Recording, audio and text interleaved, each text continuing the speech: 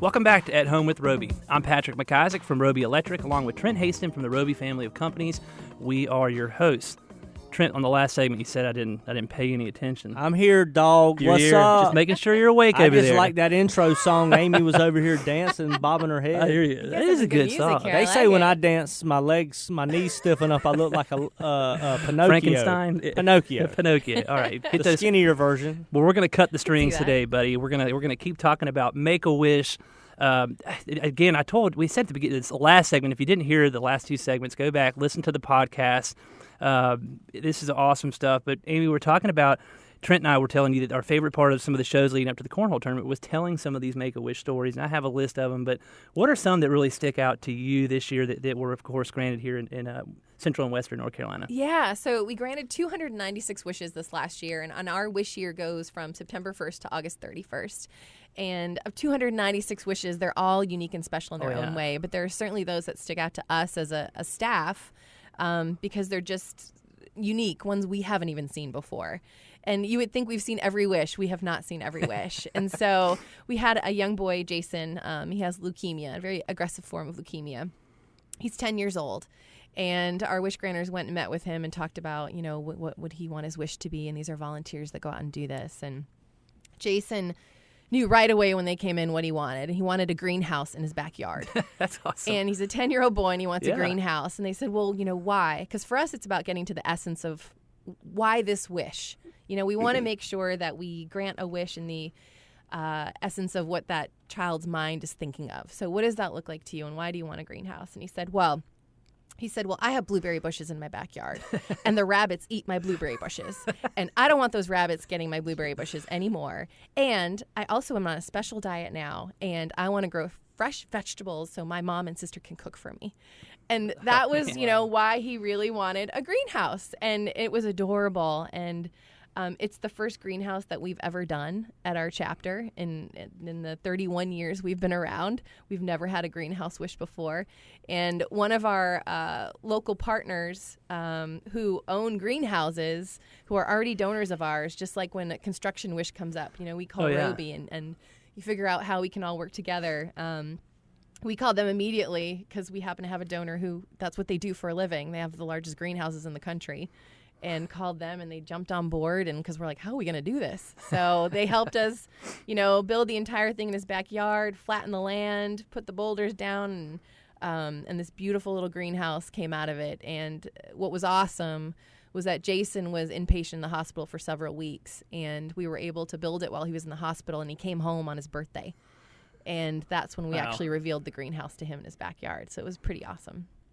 I couldn't imagine the look on his face when he came back and saw that. I mean, that's unbelievable. And I think that's what's so cool is explain the process, because you said we want to get to the root of what the child wants. It's not what the parent wants. And I think, don't you separate the child from the parents? Am I getting this right? We try to. Okay. If you can. Yeah. You kind of stay in the same room, but definitely want to have a conversation with the child, because it really is about what they want. It's about them. It's about why they want that wish and what it's for, and what they think it looks like, whether it's to meet somebody or to go somewhere, to have something or to be something. And that was Jason's. He wanted to have a greenhouse. And so you knew by him describing his wish that it was his wish. It wasn't that his mom wanted to grow vegetables in the backyard and wanted a greenhouse for herself. It was all Jason. That's cool. And so that's what we want to make sure that we do. And that's where we're very mindful of our donors investing us, making sure we're spending it in the right way on the right things. And you can get involved and become a wish granter. Mm-hmm. You can volunteer in so many ways for Make-A-Wish. Go online, check it out.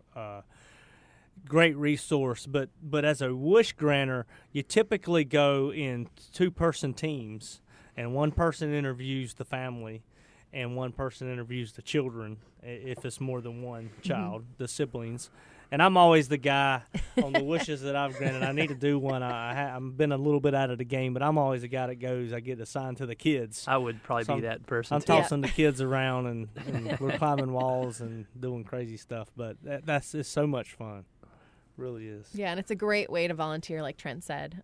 With 51 counties, half the state, it takes a lot of people to meet with families and meet with the kids to make sure we get to the essence of that wish. Well, you talk about, Trent mentioned it earlier, I mean, it's a local brand. Everything that's donated here stays. I just want to keep saying that because I think people really need to hear that, especially this time of year when annual giving comes up. But you guys are getting a ton. Make-A-Wish is getting a ton of press through ESPN. I know there's been a huge partnership there. We told Parker's story on 9/11, actually. Wow. And then Lauren's story with Steph Curry on July 24th. I mean, that obviously has to help, obviously, the branding and awareness locally as well. Yeah, definitely. That was the cool thing about the ESPN My Wish series this summer was that it was one of our local kids. It's actually Ashley.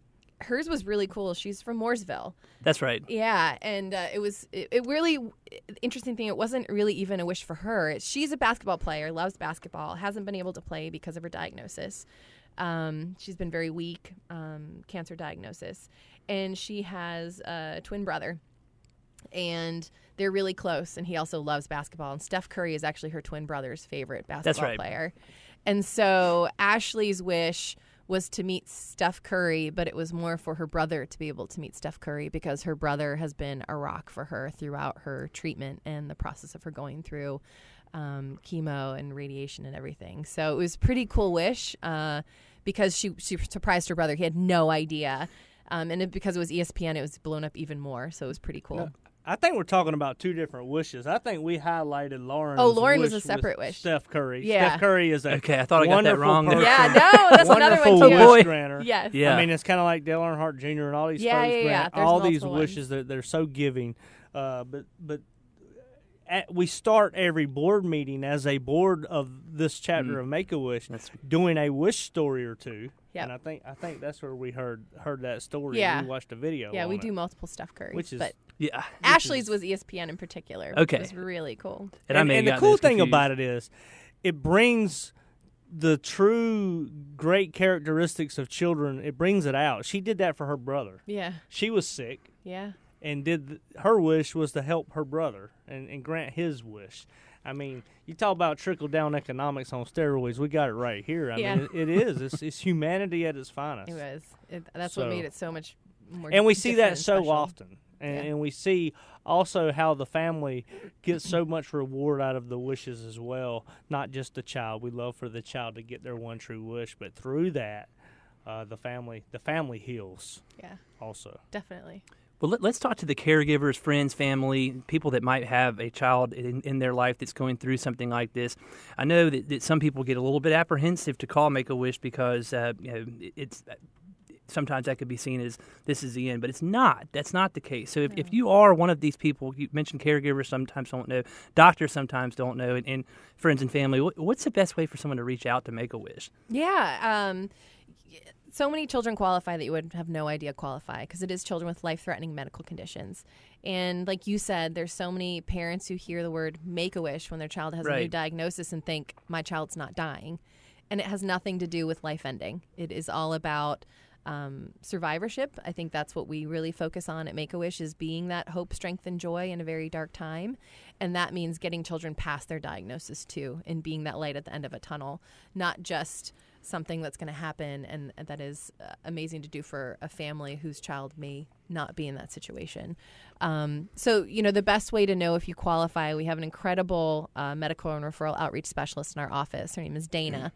And it's really about calling our office and talking with Dana about whether or not a child qualifies or going to our site, again, nc.wish.org, and going to our inquiry process and filling that out. We can get back pretty quickly whether a child qualifies or not. And Patrick spoke about this earlier. What I love is when the child and the family, the child gets their wish granted that they are to be or do experience, and then they come back and they carry the Make-A-Wish flag and they become part of the fraternity of Make-A-Wish and they get to go grow and speak in front of people and carry it on. I really think that's a special club of alumni and they're so fun to be around. Really. They're mature beyond their years. Yeah, we actually have a new program that we've launched at Make-A-Wish. It's called Wish It Forward. Really? And it's really all about that. It's about so many of our families who, after their wish has been granted, we don't talk to our families about money. We don't talk about how much a wish costs ever during the entire process. We just want to make sure we take care of everything for them. And then afterwards, inevitably, so many of them have an incredible time and want to give back. And so we created this umbrella called Wish It Forward, where they can become ambassadors, for us. They can raise funds if they want to raise funds to help other kids get their wishes. They can do testimonials. They can refer other kids that they've met in the hospital or tell parents about Make-A-Wish. So it's that great umbrella of how we keep moving the mission forward. Well, Amy, it's always fun having you. It's always fun talking about Make-A-Wish. Merry Christmas and Happy Holidays. Thanks for being here. Happy holidays, guys. We'll be right back.